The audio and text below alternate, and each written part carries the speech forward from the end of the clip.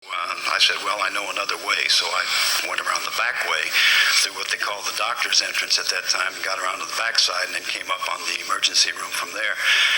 But as the reporters who were there will tell you, there was no way of getting in, of course, to the emergency room. That was totally sealed off by the time the bus and everyone else got there. So I figured, well, there's got to be another way to get in here and find out what's going on. And since that was part of my beat, too, I finally figured it out. I'd go around to what they called at that time the DOA room, which, of course, is where they brought all of the people who didn't make it for emergency treatment. It was a little late for that.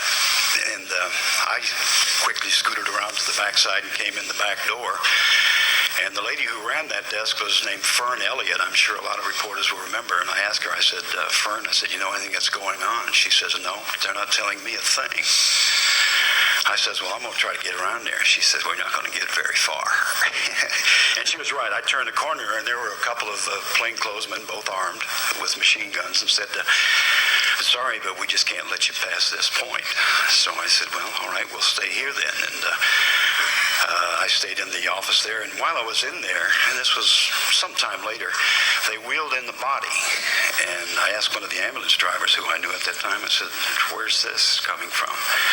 He said, I don't know. He said, we picked this one up over at the Texas Theater over in the Oak Cliff area. It's a police officer. His name is Tippett. And, of course, I knew nothing about what was going on at the Texas Theater at that time because we were pretty much in solitary in Parkland. Well, eventually it came around. I got back outside knowing I couldn't get anything done there. And shortly after that, the word came out about the fate of the president.